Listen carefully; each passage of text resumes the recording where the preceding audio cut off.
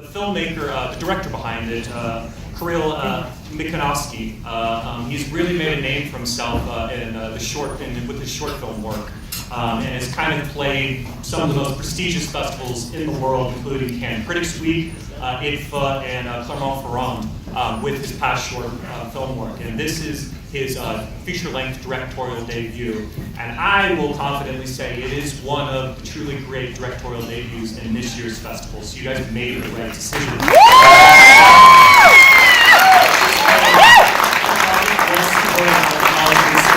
Through our lab program, through the Sundance Screenwriters Lab.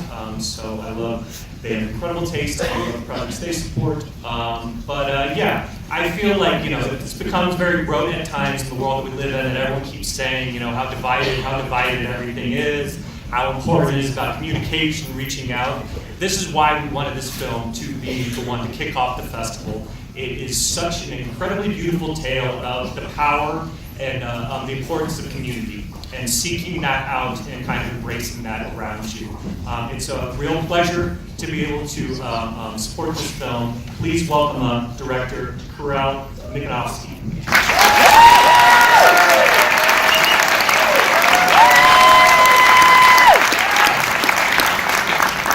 Thank you very much for James' introduction.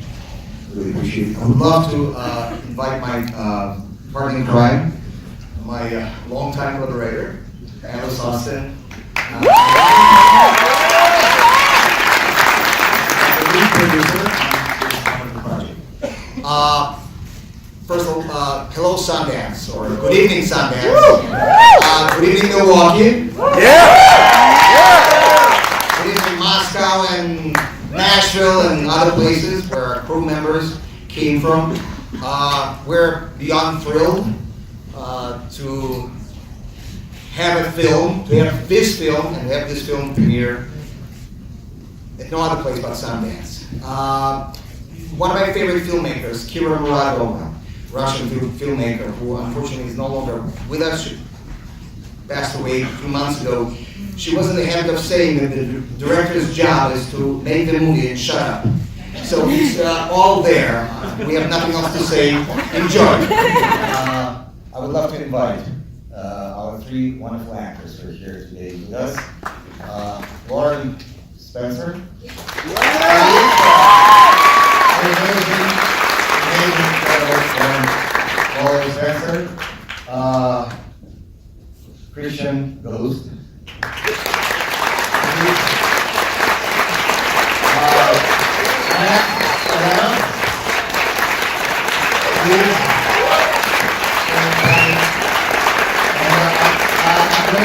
Try to name everyone, but maybe I should just ask everyone who is a part of this film, crew. Of the audience, I'll start out with, I think one of the things that struck me most about the film is, at times I felt like I was almost watching a documentary.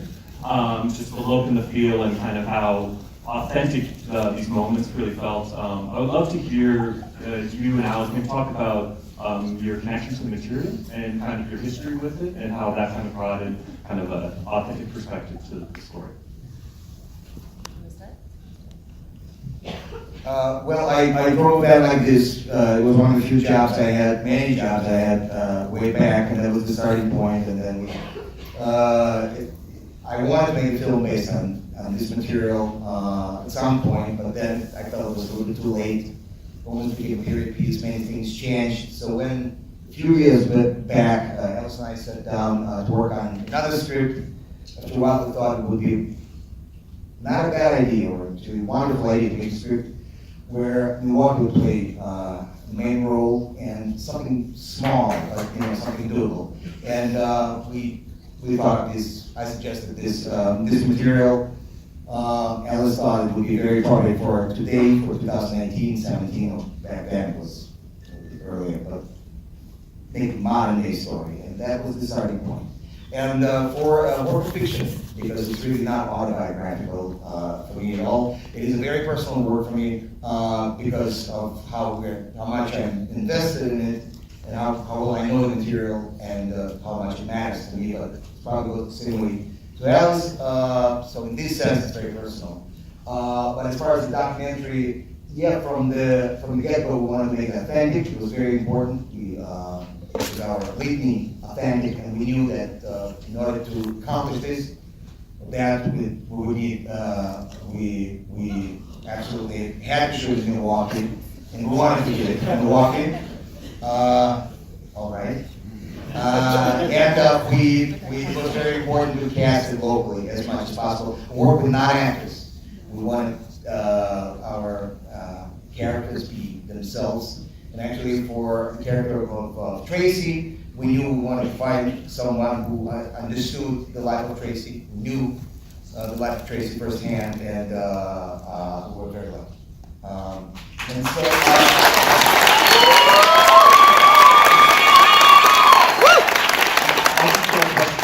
And then I'll open it up. How about then, with the three of you each just kind of speaking to kind of developing your character, working with them, and like just getting into the mindset of your character, kind of going in to the film. Anyone? Go ahead. Well, I will say that as far as developing my character, because I had never really acted before, I was really drawn to Tracy because she was very reflective of who I was at the age that Tracy is in the film, like around, 24, 25, 26, and just kind of having this, sometimes feeling being angry at the world, angry at society, because I'm trying to do the best that I can, but because of physical limitations and having to depend on others, it makes it very challenging. So with regards to that, I just kind of always went back to who I was during that time. And I spoke with Kirill and Alice many times for a long time. Just trying to figure out exactly,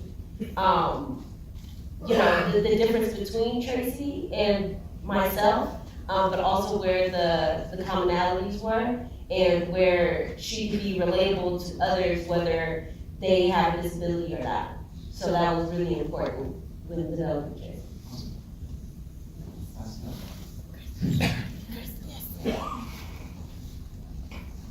I kind of don't even know what to say. I'm still kind of shocked by the movie.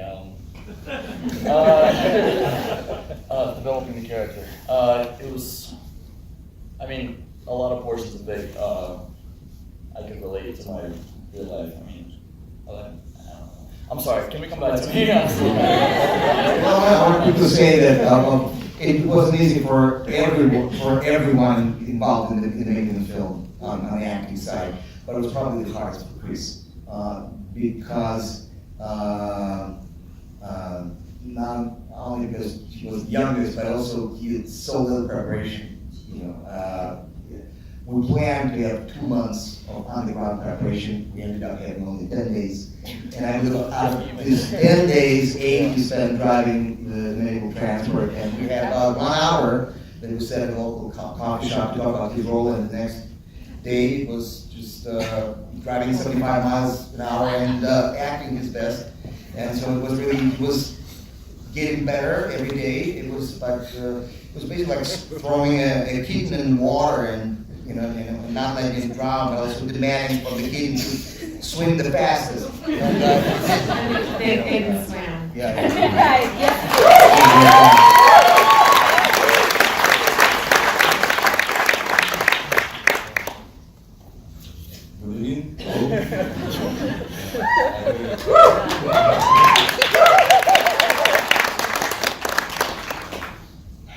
I can't believe this is a real dream. This is like fantastic. I in the US have premiere the movie.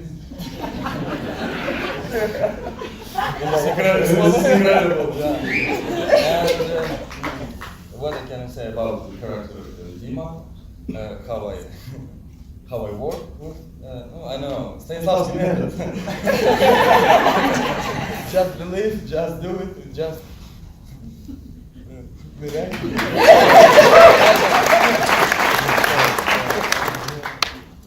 Yeah, this was what really the most I don't know, but the thing that made впечатление, present. The largest impression. Impression, Best. да, the best impression for me, this is was to work with Kiril Mikhanovsky, because sometimes Not Stanislavski. да, not Stanislavski. Sometimes I even get jealous of myself because I have a wonderful opportunity to work in the US with cool people. And now I'm here to talk with you, wonderful people. This is cool. Thank you very much.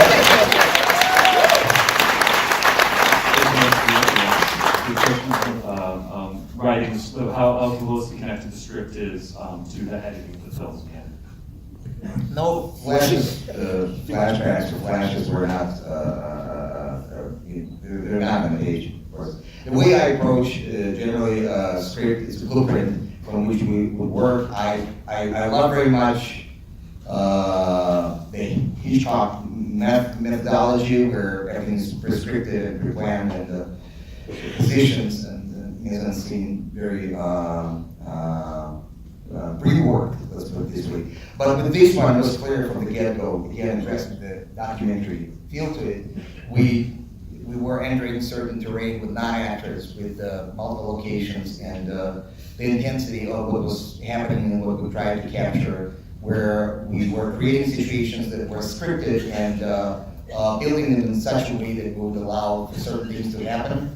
That was important. With regards to the only classically trained actor among, in the ensemble, he actually had a very unusual job because normally he is told very precisely so many things and so much psychological work goes into the character. He had a lot of situations when he needed to really find his place in the scene and what to do and how to do. And this is not the first time this method is used. Caspar actually quite often would do that, and Benh, for instance, would be very comfortable with that, but I believe Peter Paul would be furious because he needed a very, very clear set of directions. So for him it was addressing this and, again, what was unscripted. So there was a script, and at times it's quite amazing how much of it is rather, comes off the page, word for word, and yet it's a blueprint from which you go on and make another film, and then you go make another film in the editing, visual editing, and then you make another film with sound, and by the end of it, you have something else that is living and breathing, because it's really easy to choke the life out of a living organism by overwriting things on paper, at which point it's just like the energy is out. That's at least my approach.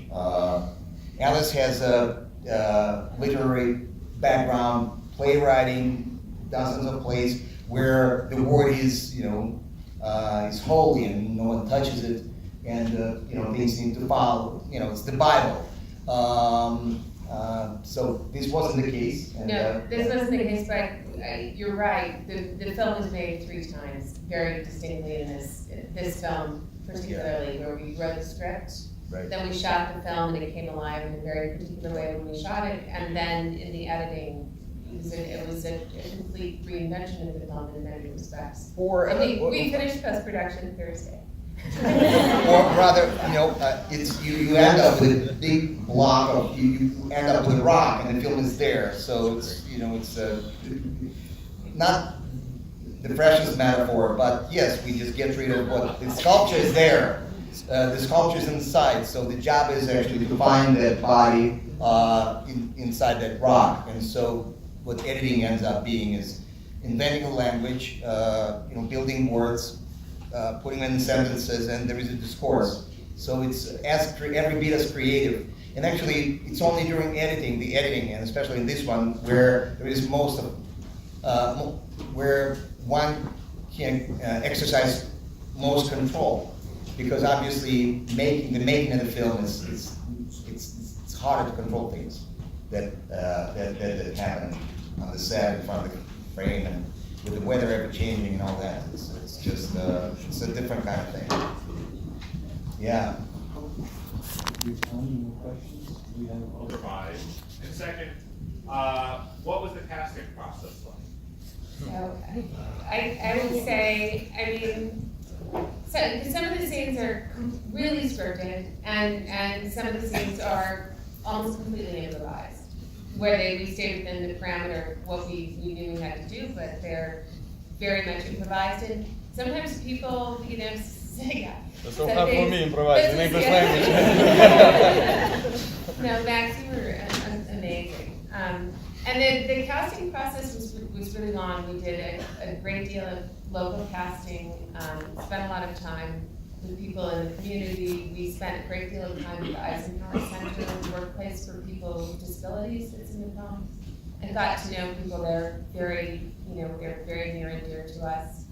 I'd say we took a good year or so, 2 years to really cast Yeah, this Kim, movie yeah. properly. Yeah. It- So. Sometimes you have too much fun writing characters, and by the time you're done, you don't know how to Oh, cast no. it. Yeah, and that's kind of what happened with us, but we got incredibly fortunate. But to say fortunate, it is to say it's random, but there's nothing random about the process, actually. Writing a script or conjuring up an image is akin to witchcraft. So we invested so much energy into concocting this, and just it materialized. Well, when we met Yeah. each of Lolo, Max, and Chris, we knew. It's instant. It was instant, and it was kind of amazing. It was Yeah. like we're meeting our character, and That was fast. it was incredible. Yeah, it was really Yeah. amazing. You have time for 2 more questions? One over here. Blocking and shooting. The story was inspired by Milwaukee. We live in Milwaukee, and it was very important to us not to create the integrity of the project by taking it anywhere else. And there were temptations to do that, to go to places that had tax incentives and to make it just faster. But we wouldn't budge. And we felt that Milwaukee was it's a character. it is a character. So. We know it. It is a character, and it has a particular tone and spirit. And 95% of the cast came from Milwaukee, and there was no other way. Simply, it's not that often that, and I would love to flatter Alfelt to say it's a world-class film, thanks to our wonderful crew and our cast. It's not every day that a world-class film is made in Milwaukee, and it was important to do it there. And it was difficult to censor. And we were on our band. It's a great question about how the film is showing all these intersections of cultures, and wanted to know about them working on the film, how they were kind of bringing stuff and learning stuff through the process. So, for me, it was definitely interesting because everyone on set spoke Russian and I didn't. So, but after being there simply the first day, after meeting everyone on set and getting to know Chris and Max, immediately with Max singing, Mariah Carey songs and quoting Samuel Jackson in Pulp Fiction every day, you just immediately just start relating to each other right away. And it was literally like a family experience. And we are still very much so family. Like, it's not anything that you would expect from, I guess a movie set where you hear all the horror stories of people with ego and people with, I don't know, just feeling some type of way about something. And nobody was that. Everyone literally threw their 110% effort in it. And when everyone is equally invested, from, people crossing jobs on set and people doing stuff that technically their title didn't really require, but we were all in it for the sake of creating a really, really great film that we knew that shows through the film and the choir and myself and Chris and Max and all of us just naturally you could feel that family bonds, I think, when watching the film. And it was just really, really great to just be a part of it. And it was just a really great experience. So combining all of the worlds at first was a little different for me, but it ended up immediately being just like family. I was trying to learn Russian words and stuff, and you know, I didn't get too far, but I learned a couple, and it was great. And so it was just like, these guys are like my brothers, you know, they speak their Russian stuff, and then they tell me like what's going on. So it's like, it's great. It's really, really great. I don't know, Chris, you want to say something about that? I can't put it any better. I love everybody that I've worked with. Still very unexpected for me because of my background, but I got a lot out of it, and yeah, we're really, really, really close. So. Yeah. One love. Yes. Absolutely. No, but was one interesting event, and when I come in shoot site, Lisa took me one present. She give me this is like a big kahuna burger, because I don't know this is fake. I'm serious. When I first come to America in a group, I will go walk around and find big kahuna burger. Where I won't try it, because I find Pulp Fiction, Quentin Tarantino, I love him, blah blah. And where's big kahuna burger? No, just McDonald's, Wendy's, some different burger. But big kahuna burger, no. I told the story, and Lisa gifted me like printer, that. Yeah. So printer, do it with big kahuna burger in his pocket. On a doggy bag. Yeah, and put hamburger. Take it. Thank you, Lisa.